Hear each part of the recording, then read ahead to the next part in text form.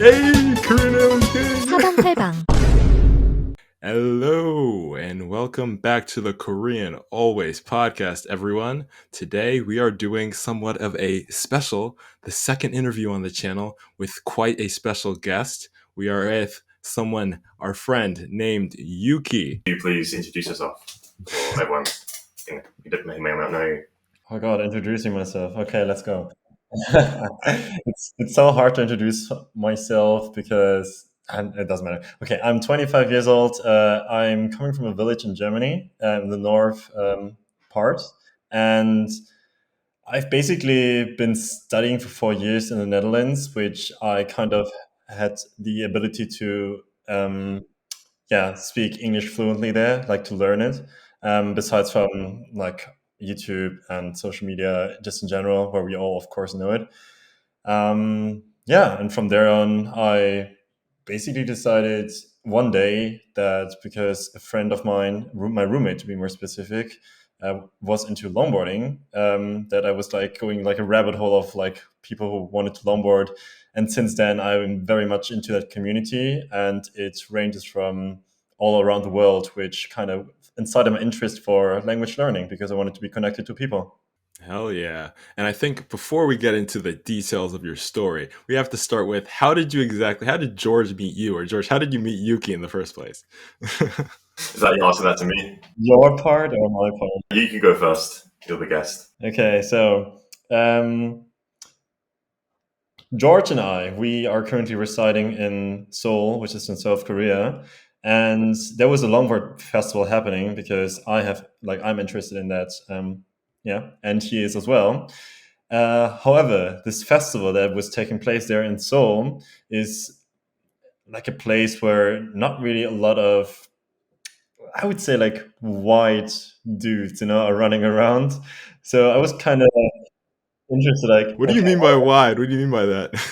Korea is a place where I would say 90 to 95% of people, unless you live somewhere else but Seoul, is a place that mostly is, accumulated by predominantly Koreans. homogeneous, right? Exactly. So I was a bit interested in that. Just some person was there, George, who was not only a spectator, but he had a longboard. He was sitting on it. So I was like, might be interesting to have a chat with him. He seemed very lost. So at least that's what I perceived from my perspective. So I approached him and was like, hey, my name's Yuki. Are you here often around? Because it seems to me very, it doesn't really happen that much that someone else is here at the Longboard Festival who isn't Korean. So what's up, man? Tell me something about you. And apparently he was not there by himself. So if you want to continue, you can. Yeah, I'll continue from there. So from my perspective, I think I was looking sort of in the other direction, or I don't know, for whatever reason, I got kind of caught off guard a little bit. So I turn around and there's this guy who's saying, "Oh, hey, like what's going on?" I'm like, "Oh," like I kind of took me off like guard a bit. So I wasn't like almost friendly. Yeah, like and I think I've covered this topic quite a lot before, but often in Korea, I've had foreigners approach me and just strike up a conversation, which is all well and good. But what has happened, at least in my experience, is they've seen me speak Korean and they ask me how do you learn Korean? And I go and give them a lot of advice, but then they don't take it, or they're just kind of, I feel like they're just kind of using me, if that makes sense. So I'm not particularly open to other foreigners when they approach me because of my past experience. So when I first saw Yuki, I was a little bit skeptical. Like, oh no, here we go, not another one. And then skeptical is a bit too less. Yeah. When I talked to him, he looked with such boredom, or not even boredom, like despise towards my yeah.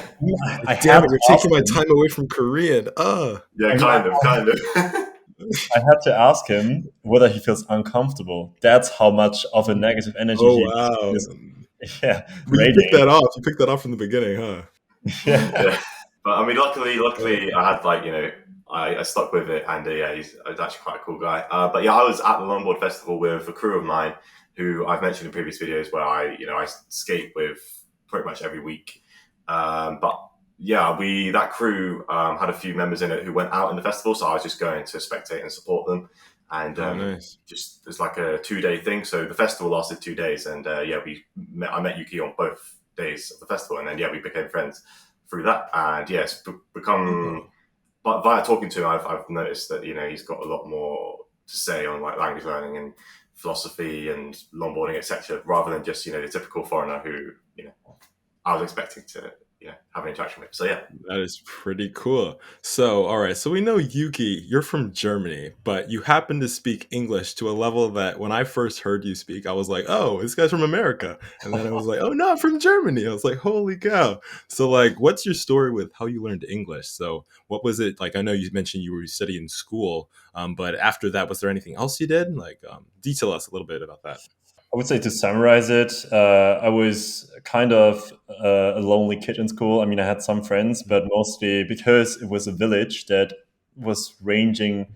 Like, you have to imagine, like in my village town that I lived and where my school was located, every kid had to travel at least half an hour to an hour by bus, and the bus was not only taking like 5 minutes to arrive, so sometimes we had to wait longer than that.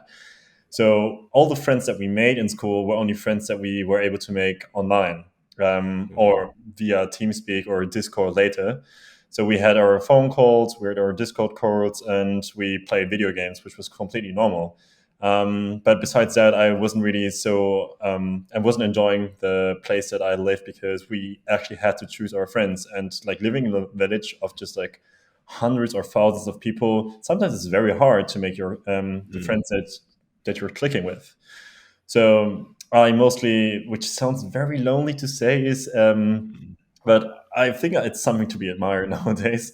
Watch Mhm. a lot of YouTube videos with people that I enjoyed watching. So I kind of had this like parasocial relationship with a lot of friends. I already say it.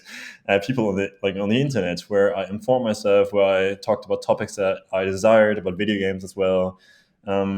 And so I had a lot of input of people like just putting and like implanting more ideas and words and vocabularies into my head.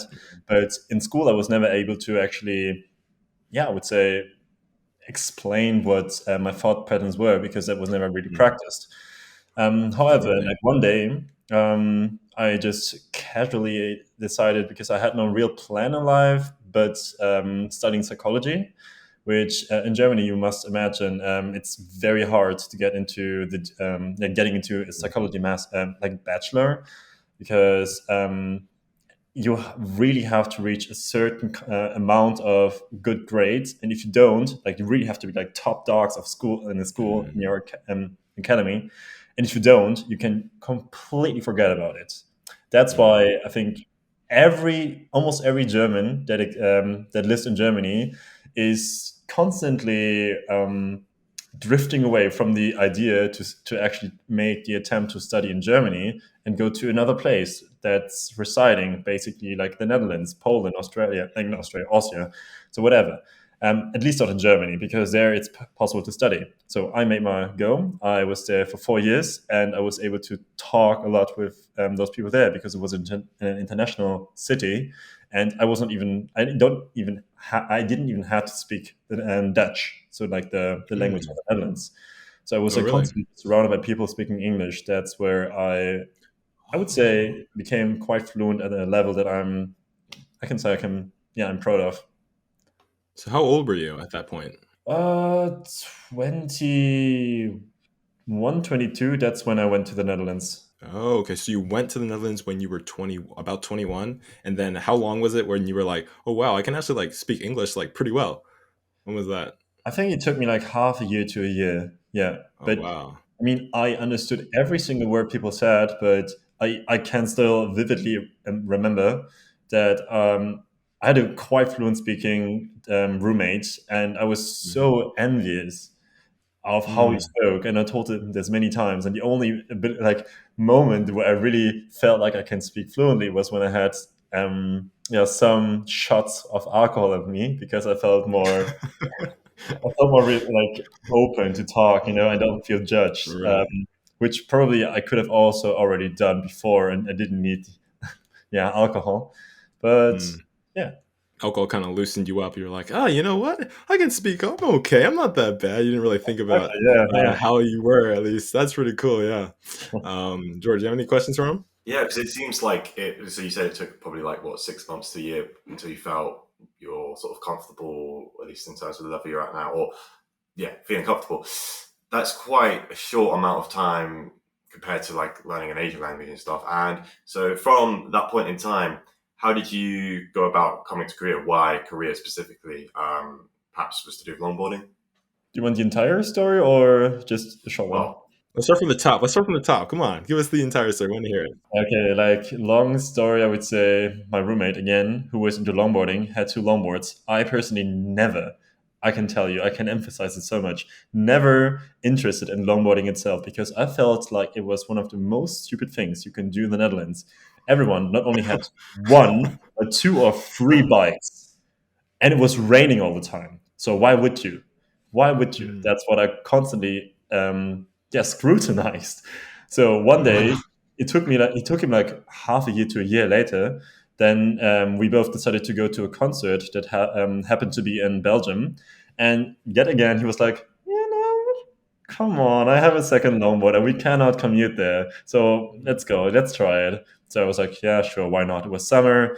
I felt like it was nice to get a breeze with the wind, when we like take our longboards. So I did, and I enjoyed it. I enjoyed it so much. Um, Still, after the like the concert, I was like, hell no, I'm not going to buy a longboard. So, I mean, I still had the idea that it's one of the most stupid things that I can do in the Netherlands. So I made it like a basic YouTube search, like the kid that I always was, like strolling around for YouTube, and found a video about people like stepping, like dancing or freestyling on it, and it looked for me very majestic. And then as soon as I like watched one of those videos, I was like, I'm going to be these people one day, and I'm going to buy a longboard now and work for it. Right. Um, and since I'm a very extroverted person, I wanted to get into this community because there were some like-minded people who wanted to share this passion. Not so like I would say very quickly I realized that longboard dancing and longboard freestyle is something that not only exists in Europe but is even like crazier on a much different level in Korea. And everyone, like when I was in these communities, especially, I've heard so many stories about like those Koreans when they once arrived in the Netherlands because there was like an annual competition.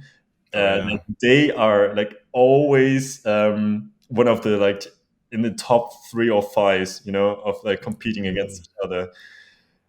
So I was like, yeah, cool. Maybe one day I might consider going to Korea. I'm not sure yet.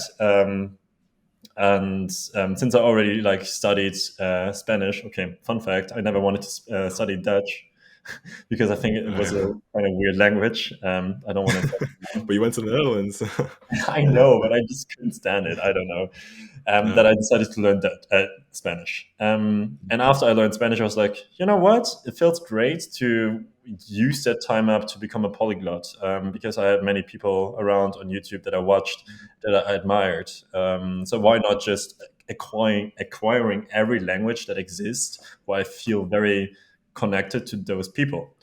So Korean was then obviously on the list because I love longboarding. Yeah, and that's basically where I then once decided, Yuki, you know what? You love learning languages. Just go to Korea, especially because you want to create content about longboarding. So I'm a YouTuber, and I think why not if I'm living here then to learn that language? Like I think I'm missing out on an experience if I don't do that. That is one awesome story. yeah, because Thanks. most people, you can't just go to Korea like willy nilly. Like, what was there like a program you're doing or some exchange or some Oh, sort of so visa? Like, how did you organize a visa? Yeah, yeah. so right now, like I'm it was quite troublesome, the procedure, but it took me like 2 to 3 months to get a working holiday visa, and I've heard many times that it's very hard to get, and I understand because I mean I went through this procedure. and I can consider myself lucky that I was able to get one. Yeah. So, how long are you staying in Korea right now? I will be staying here for a year, and A year. I probably think it's not going to be my last time. Like, I will definitely come back once I'm done here. Yeah. That's cool. So you mentioned how you were born in Germany and you ended up you coincided with many other people on the internet through Discord and speaking with them, and so then you ended up going to the Netherlands when you were in your 20s. So by the time you reached that point and you reached like a year in, you realized, oh my gosh, I can actually speak English. And then you decided to learn Spanish, or you wanted to learn Spanish. But in your head, what was your approach to learning Spanish? Was it like, okay, let me pick up a textbook, do this first, or did you have some sort of other background that you were like, okay, maybe I should do it this way? What was your ideas? So I always shared the knowledge of immersion even to my friends. It was, however, a slight issue that I had because although I've been told many times from people, and I also know that, like, factually speaking, scientifically speaking, even that immersion is one of the best things that you can do. The major problem that I, however, had was that I never really deciphered what immersion really means. So for me, it just meant like daily, daily connection to like that language, a target language. Should it be like with grammar? Should it be learning vocabulary? Should it be like speaking to people? But and many people said always like, yeah, you should like listen, like listen to news, listen to podcasts. And I understood, but for me, it felt always wrong because I it felt more like that my brain was processing greater, yeah, just more by doing all that besides listening and listening and listening. So it felt kind of like I was going into the right direction, however, with a wrong, like, yeah, with right mindset, but in the wrong direction. From that point onwards, you've now sort of discovered what immersion actually is through having a conversation with us. How are you going to go about, using that to perhaps learn Korean, or what are your plans with? So now you figured it out. What are your plans to go forward, basically? So I'm always a hardcore person. Like whatever I believe in, I go all in. So Yeah, so we. what that is translated to means that you will see me here in Korea not interacting with anyone but my headphones for a while because I will be Mm. listening to podcasts or any like shows that will be running, yeah, the Korean language from my head, and I will enjoy it because I can. So before I go on, there's one thing that I really quickly want to mention is that I personally study languages not because I want to travel to a place where I can enjoy the beach side or the cuisine of the different cultures, which is partly obviously also one of the reasons I do. However, my main reason is why I'm studying languages is because I want to connect to people, and not only connecting, but just like immersing myself. So not only through the language, but with people. And that means that I feel like you're opening up like a chest, a treasure chest, kind of like a Pandora's chest, where you feel so interconnected with that individual once you acquire the language, and they feel like you reach a part of their heart that you haven't reached before. And I really love that part when I can achieve that. So have you had any other experiences with that, like with Spanish or with English? You must have had like some sort of memorable Yeah, experience, exactly. surely. Yeah, Spanish too, but I mean, I'm at the moment not so content with my output. Like, however, I still had those moments where people were like, "Oh my god, you can speak Spanish? What? I don't understand. Why would you?" And, that whole idea of leaving where you come from to come to a completely new area where you don't know anyone, that's not something that everyone can do, because sometimes people get there and then it's like, oh my gosh, I want to go home. I miss family. Like, this is not for me. I don't know if I can make it. So, like, what was it like in your mindset, like your approach, that you think allows, like, is allowed you to be in this position and almost content with your position and always growing to move towards your goals? Like, what do you think has allowed you kind of reach this point where you just feel like, I could have just come to Korea, I can go to Japan next year maybe if I want to learn Japan, and how are you doing that? Like, there's a lot of people that I don't know can actually do that. Completely unrelated to what I'm doing right now is I had a big heartbreak, and I think that was like the ball that kept it rolling. Yeah. Oh yeah. oh, okay. So after that situation, you were like, I got to No, get no, out of no, the no, it's not like Netherlands. that. It's That more what like happened? I I didn't treat myself as I would treat other people, as I would do with my ex girlfriend from that time Mm, on.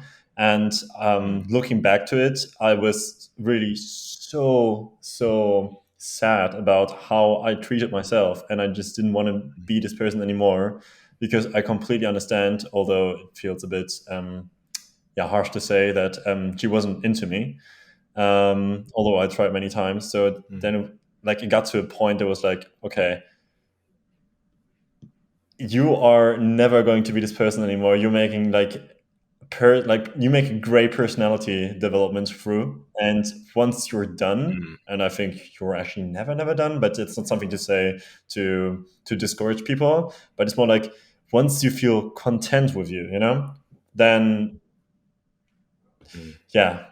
So that was like the rolling stone, and I wanted to be happy to be myself, and there's always something to learn, and that's why.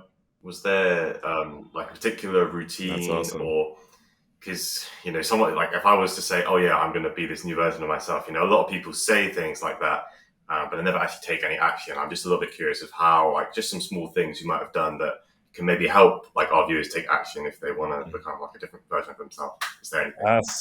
So one thing that I always say to people, and although I make a lot of fun of it, because I mean, this kind of stigma also should be eradicated from a lot of people's minds, is that getting to therapy is one of like the best decisions that you can do. I did it too, although just for like 1 or 2 sessions, because you have to imagine you can do all the things by yourself, like deal with your own mental issues. However, if you have someone else who is clear-minded and can guide you through this entire um, mess that you created, not actively created, you can be the victim of your environment, but once you have someone else that guides you through it and helps you, it makes it so much easier. Second, I think getting awareness. Meditation is one of the best things that you can do. Yoga too, and to just be mindful about what you can do with your life and to make little changes, even if it's like hard and problematic. But it doesn't matter if you are failing and you're um, making little returns, because it's more important that you pull through it and think that, okay, today might be one of the worst days ever, but tomorrow can be different, and even though I can't promise it to myself, I know that I will be working towards it. That right there, you see what you said there? I can connect that so many times to those periods where I remember there were times in my language learning journey where I was like, dude, I feel like I'm not learning anything. Like I'm watching like 6 hours of Korean content, and sometimes the words just feel like they're coming in and flying out the other ear. And I'm like, geez, man, why is this working like that? But then I was like, you know what? Tomorrow's a different day. And guess what? I'll learn like maybe two, three, four, five new words tomorrow. And that'll help me with the next day. And then the next day and the next day. And that kind of mindset that always just helps you maintain that consistency. And really, the consistency is that part that will allow you to continue to grow, which I think that's an awesome like part to have in your But life. one To thing have that that mindset. I completely agree with you, because I mean it's also something that I just mentioned, is that there are many people out Right. there, and it's it's sorry to like it's very sad to see, but it's still part of the reality that many people are going through hardships and hardships and hardships, and so the only thing they see at the end of the tunnel is that there's nothing good coming back. So they already learned um, their foolish behavior, that you cannot trust other people, you cannot trust the environment, you cannot trust yourself. So obviously it's hard to get out of there, because it was obviously like it was always part of you, like always part of your life. So pulling yourself out of this is hard, and it takes time. And so you cannot always like show like give a script to people and say that's how you have to do it and you're gonna do it. because it takes time and it is something that you will be having self-inflicting behaviors. It's more about that you actively try to get rid of those core beliefs, of those negative core beliefs, because it's a limiting belief system that you should be aware of. And knowing that and tackling that is just one of the best reasons you can, like, best things that you can do. Although you might not be in a position right now where you can make more drastic changes. That's a really Yeah. vital thing to remember. And tying this back to your way of how you're learning Korean today, what how can run us through your daily routine when it comes to learning Korean? What did you do yesterday, and how are you going Yes. about each day So yesterday learning I Korean? watched your podcast. Yay, Korean is king! Yes, I mean that right there. That's you're already helping yourself. So um, continue. and Yes, first also step. what Lots of George podcasts. recommended to Yeah, me. It was Matt versus Japan, wasn't it? Yeah, Yeah, longboarding. Yeah. right. exactly. So I watched his videos too, and now my plan is just like in taking the resources that are now open to me like a textbook, but not using it as like a textbook, but listening to it all day long. I don't actually want to necessarily Using your talk to people resources, right right? now. Just taking it in. Like I'm in Korea, I will come to the talking stage, but I don't want to force it. So I guess in that being in Korea, right? Like being in Korea and then not being in the talking stage. Because like for myself, I haven't been to Korea yet. And the past 2 years, I've like devoted all my time to mastering Korean as best as I can, so that by the time I do come to Korea, I'm as great as possible. So when you just came to Korea, what was your mindset coming in overall? I was I felt a bit detached from society, I must say, because Koreans are very different from Europeans and Americans, just like the entire part of the world that is not Korea. So I mostly just were connected to internationals at first. So, but now it gets better and better because I kind of feel like that Koreans can be different. So I wanted to become part of their society and yeah, learn the language. There was a question, wasn't it? I think, yeah, the question was mostly like, how did you come to Korea without like, oh, I don't really need to know it because you didn't know it when you came, right? I must say a bit frustrated knowing that I'm coming here to Korea without actually being able to understand the language. Um, but yet again, I shouldn't be so hard to myself because I learned Spanish before, and I can always come back. It's just a bit unfortunate. I wished I would have the capacities to speak to those Koreans as I would do. And I think like your overall motivation coming here, like how you spoke about longboarding, like how you hated it, but then all of a sudden it became like the passion of your life in some ways. Like, and now Korea being like almost the biggest area of longboarding communities in many ways. You kind of were like, oh my gosh, longboarding overrides all of the the not knowing the language parts, which is kind of cool in some ways. It's like you were like, I'm going to learn the longboard, I'm going to be the best in Korea, which is kind of awesome to think in some ways. But like in my head, I was like, I was too afraid to ever do something like that. I could never say, "Oh, I'm just gonna go there and not." I'm like, "Oh no, I can't do that." That was the way I was always thinking. But it's pretty cool to like have that kind of mindset and be grinding now. Because you mentioned you're doing like a lot of listening. So you mentioned listening is what you want to do. Keep listening, keep listening. Can you tell us like what were your motivations before you like what pushed you to do more listening than like reading, for I example? personally never was too interested in the reading part because, as I said before, I wanted to connect to people, and reading is not something you can actively connect to with people, at least. Um, so I decided now that I at least want to understand Koreans as fast as possible. And what is better than, yeah, listening to Koreans all the time? And I think that might actually be the leading cause for more improvement. You mentioned how you're doing a lot of listening, and something that I remember in my beginning stage. I watched like all Matt's videos, and Matt was like, "Okay, you must listen if you ever want to have a perfect accent in the language." And that was usually the most like stressed thing he mentioned. It was like perfect accent. Like if you want to be the best speaker possible, you must listen first, because reading is going to screw your brain's ability to listen to the language. Because reading is much easier than listening, Because when you listen, it's pretty difficult, like listening to stuff you don't understand. But reading, you can look at it, you can look it up, you can grab a word, copy it, paste it in a dictionary, look it up. So it makes reading like that much easier to get better I at. think we should, So I think we should what I'm not. getting at is, We still shouldn't yeah, be what do we have to say about too worried about our accent, in my opinion. Although it might be fucked up. I think there's some kind of beauty that a foreigner is able to speak a language, and it doesn't have to be the accent that everyone is like speaking. It's more beautiful that you can actually understand and talk that language, and people will admire you for that. So obviously, you can always improve your that? accent, and you can be worried that you might not reach the perfect accent that like everyone is looking for. But yeah, man, it's basically like longboarding, like you are bailing many times. Take up your scars and Mm. yeah, wear them like a piece of clothing with proud. Yeah, I can relate to that. Like Oh yeah. I hear what you're saying, Ellen, and I heard from Matt, that same advice. But there was some point in time where I was kind of on the same page as Yuki here, where it's like even if I have a slight accent, it's actually almost better to have a slight accent than to be completely dead perfect. Because if you were perfect, then people might just assume you're native, and Mm. you haven't really put any work to get there. Ah. So that's why I mean, I always preferred reading anyway. I read loads and loads of books in Korean, but that's why I didn't sort of stress myself, say, oh no, I need to like catch up on my listening, like entirely go listening only or anything like that.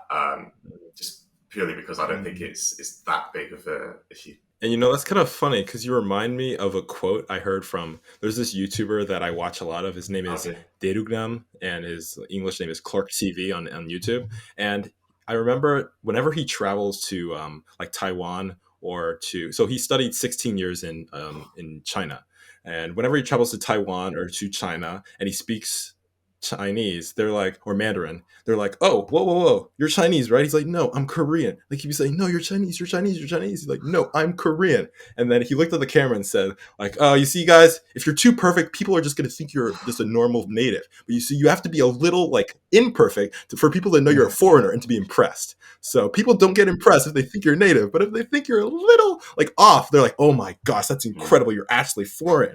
So I took that. I was like, holy cow, that's kind of interesting to think about it like that, because he spent 16 years in that country, learned the language, basically speaks it like a perfect native. And people look at him like, you speak better than me, you speak better than me, that you can't be a foreigner. So I took that, I was like, holy, that's kind of interesting. Maybe an accent isn't the worst Yeah. thing in the world. But according to like common knowledge, if you continue the way you're doing, Yuki, you're probably gonna have a Yeah. pretty good Yeah. accent, apparently.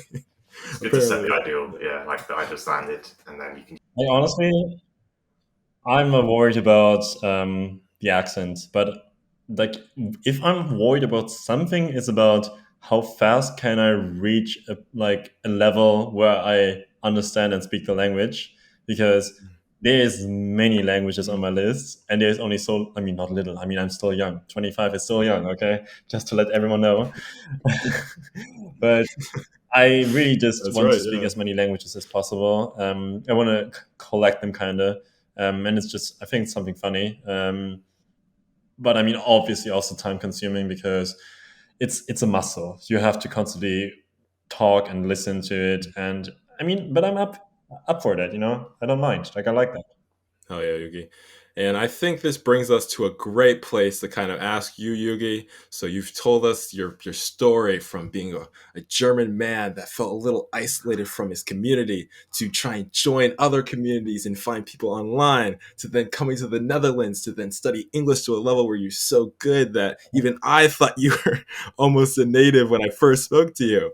So what can you tell to our viewers that are learning languages for the first time, or maybe have a little bit of experience but are not so sure how, if they can really jump in so quickly? What would you tell them as a new learner or a person who's just starting?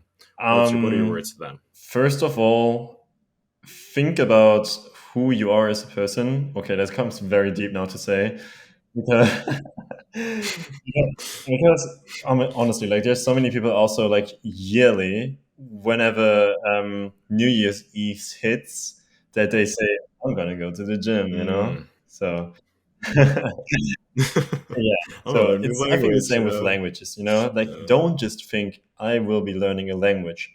like really write down and consciously think why you want to learn a language and who you want to be in the future. Like, do you want to be a person that wants to learn a language, or two or three, or do you want to be the person that, I don't know, maybe, okay, also nothing bad against it, like if you want to be that person, it's completely fine, but I at least want you to question that.